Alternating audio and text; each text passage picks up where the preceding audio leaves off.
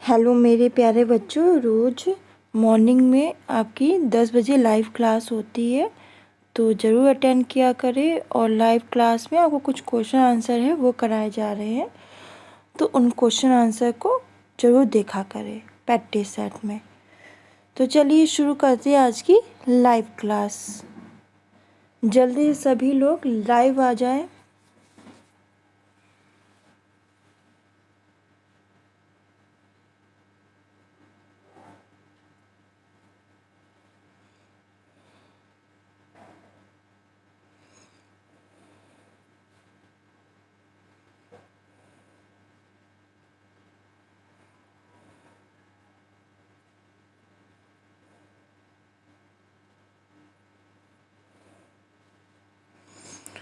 चलिए, आप लोग कहते हैं ना कि आरडीए से मैम कैसा क्वेश्चन आता है, तो देखिए आरडीए से ऐसे ही क्वेश्चन आते हैं। तो आज की क्लास में हम लोग देखेंगे आरडीए से संबंधित कुछ क्वेश्चन और फिर कंटिन्यू नॉर्मल क्वेश्चन पे देखेंगे। ये दो क्वेश्चन जो हैं, इन दोनों को बता दे रही हूँ। इन दोनों क्वेश्चन का आप डाटा मुझे कमेंट बॉक्स में बताओगे। इसका राइट आंसर जो है उसका आंसर मुझे कमेंट बॉक्स में बताओगे। ये होमवर्क है, जो आपका न्यू आरडीए टेबल आया ना, उससे देख के आपको बताना है कि इसका राइट आंसर क्या है। तो चलिए शुरू करते हैं। भारतीय चिकित्सा अनुसंधान परिषद के भोज विशेषज्ञों ने साधारण क्रियाशील, मध्यम क्रियाशील और अधिक क्रियाशील पुरुषों हेतु प्रतिदिन क्रमशः कितनी ऊर्जा प्रस्तावित की है, कितनी मात्रा में ऊर्जा प्रस्तावित की है। तो भारतीय चिकित्सा अनुसंधान परिषद के भोज विशेषज्ञों ने साधारण क्रियाशील, मध्यम क्रियाशील और अधिक क्रियाशील पुरुषों हेतु प्रतिदिन क्रमशः कितनी ऊर्जा मात्रा प्रस्तावित की है। तो ये क्वेश्चन का आंसर आपको किस में देना है? कमेंट बॉक्स में। ये किस आपका होमवर्क है। फिर नेक्स्ट क्वेश्चन है, 7 से 18 वर्ष की बालिकाओं के लिए प्रतिदिन कितने मिलीग्राम विटामिन बी की दैनिक मात्रा प्रस्तावित की अनुशंसा की गई है। यानी 7 से लेकर जो 18 वर्ष की बालिकाएं हैं, उनके लिए प्रतिदिन कितने मिलीग्राम विटामिन बी की दैनिक मात्रा बताई गई है कि दैनिक मात्रा इतनी देनी है विटामिन बी की। तो ये भी क्वेश्चन आपका होमवर्क में है। आरडीए टेबल से आपको देख के बताने हैं इन दोनों क्वेश्चन के आंसर, और इसी तरह से आपके क्वेश्चन बनेंगे। तो ये दोनों क्वेश्चन आपके होमवर्क है और आप नीचे कमेंट बॉक्स में इसके आंसर दीजिए। फिर नेक्स्ट क्वेश्चन है, अब यहाँ से क्वेश्चन आंसर शुरू करते हैं। निम्नलिखित में खाद्य पिरामिड के आधार पर पक्ष निम्नलिखित में से खाद्य पिरामिड के आधार पक्ष पर बल देने वाला कथन है। शारीरिक गतिविधियाँ, व्यायाम, श्रम, स्वस्थ शारीरिक संरचना व संतुलित भोजन पर केंद्रित, फाइबर युक्त आहार, कच्ची सब्जी आदि पर केंद्रित, कम कैलोरी युक्त भोजन पर केंद्रित, संतृप्त वसा और चीनी और अनाज पर केंद्रित। तो निम्नलिखित में से खाद्य पिरामिड के आधार पक्ष पर बल देने वाला कथन कौन सा है? जो खाद्य पिरामिड है उसका जो बेस है, उसके पक्ष पर जो फोर्स दे रहा है, आधार पर बल दे रहा है, वो कथन कौन सा है?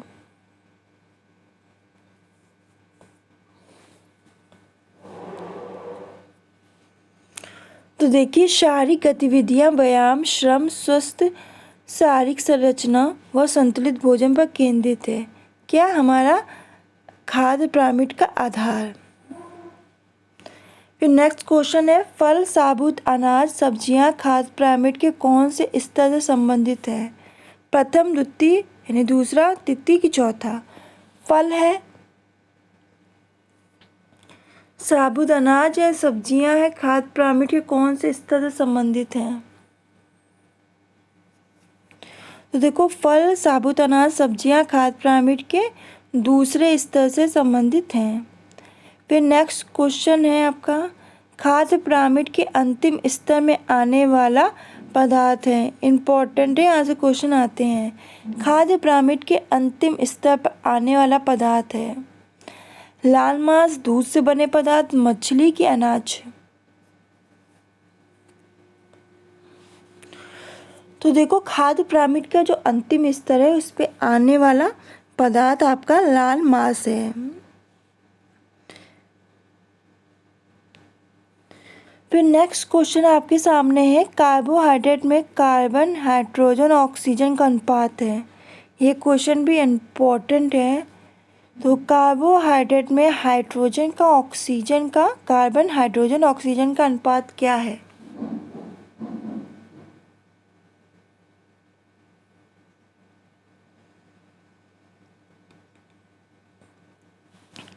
सभी लोग कमेंट बॉक्स में आंसर दें।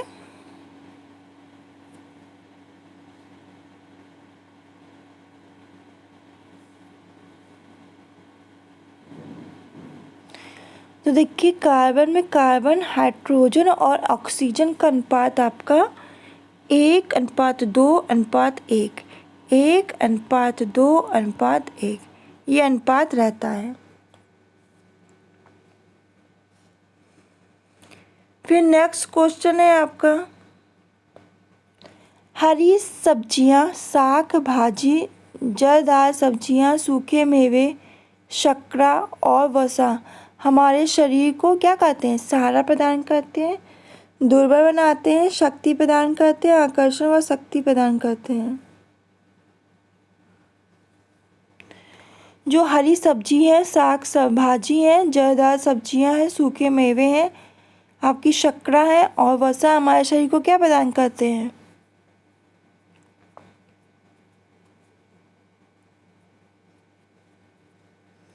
तो देखिए हरी सब्जी, साग भाजी, जड़दार सब्जियां, सूखे मेवे, शर्करा और वसा हमारे शरीर को आकर्षण और शक्ति प्रदान करते हैं। तो डी इसका राइट आंसर हो जाएगा। फिर नेक्स्ट क्वेश्चन है, कार्बोहाइड्रेट निम्न प्रकारों में वर्गीकृत किया गया है। तो कार्बोहाइड्रेट किन प्रकारों में वर्गीकृत किया गया है?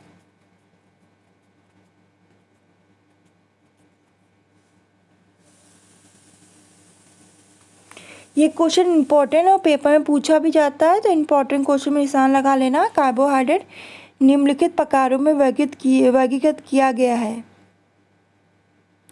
तो देखिए कार्बोहाइड्रेट आपका मोनोसैकेराइड, डाइसैकेराइड और पॉलीसैकेराइड इन वर्गों में वर्गीकृत किया गया है। और ये क्वेश्चन इंपॉर्टेंट नहीं, मोस्ट इम्पॉर्टेंट हम कहेंगे, और मोस्ट इम्पॉर्टेंट क्वेश्चन में इसे टिक लगा लेना। पेपर की दृष्टि से इम्पॉर्टेंट क्वेश्चन है। फिर नेक्स्ट क्वेश्चन है आपका, किसी भी व्यक्ति को समान जैविक गतिविधियों के लिए कितने प्रतिशत ऊर्जा की प्राप्ति कार्बोहाइड्रेट से होती है या होनी चाहिए? यानी किसी भी व्यक्ति को, नॉर्मल व्यक्ति को समान जैविक गतिविधियों के लिए, जो नॉर्मल जैविक गतिविधि के लिए कितना प्रतिशत ऊर्जा की प्राप्ति कार्बोहाइड्रेट से होती है या होनी चाहिए? 40 से 50%, 50 से 60%, 60 से 70%, 30 से 40%।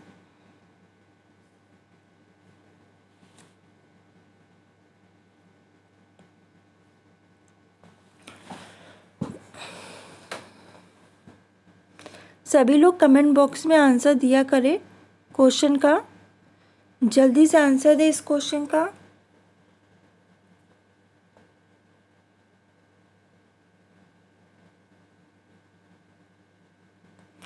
देखो बच्चों, किसी भी व्यक्ति को समान जैविक गतिविधि के लिए कितने प्रतिशत ऊर्जा की प्राप्ति कार्बोहाइड्रेट से होती है या होनी चाहिए? तो इसका जो राइट आंसर होगा, करेक्ट आंसर होगा, ऑप्शन बी है 50 से 60%। कितना? 50 से 60%। फिर नेक्स्ट क्वेश्चन है और आज की क्लास का लास्ट क्वेश्चन है और इम्पोर्टेंट क्वेश्चन है। चलो देख लेते हैं। प्रोटीन पदार्थों के संगठन में निम्नलिखित में से कौन सा अमीनो अम्ल नहीं पाया जाता? और ये क्वेश्चन इम्पोर्टेंट है।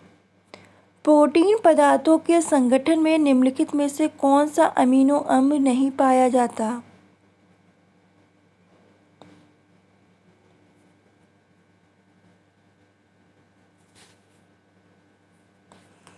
सभी लोग आंसर देने की कोशिश करें। तो देखो, प्रोटीन पदार्थों के संगठन में निम्नलिखित में से कौन सा अमीनो अम्ल नहीं पाया जाता? तो इसका राइट आंसर होगा सी, लाइपेज नहीं पाया जाता है। तो इसका करेक्ट आंसर हो जाएगा सी। तो ये थे आज के कुछ प्रैक्टिस सेट के इम्पोर्टेंट क्वेश्चन यहीं से बनेंगे। मैंने 2 क्वेश्चन होमवर्क में दिए हैं, इन दोनों को कमेंट बॉक्स में आपको आंसर बताना है। आरडीए टेबल के अकॉर्डिंग है, तो आरडीए टेबल उठाइए और देखिए, समझिए और मुझे इन दोनों का आंसर दीजिए। इसीलिए मैंने आपको दिया है कि आप इस क्वेश्चन को देखकर आरडीए टेबल देखोगे और आरडीए टेबल देख के आप इसका आंसर दोगे और आपको समझ में आएगा कि आरडीए टेबल से कैसे क्वेश्चन बनते हैं। तो स्टूडेंट, आप लोग इसका आंसर कमेंट बॉक्स में ज़रूर देना।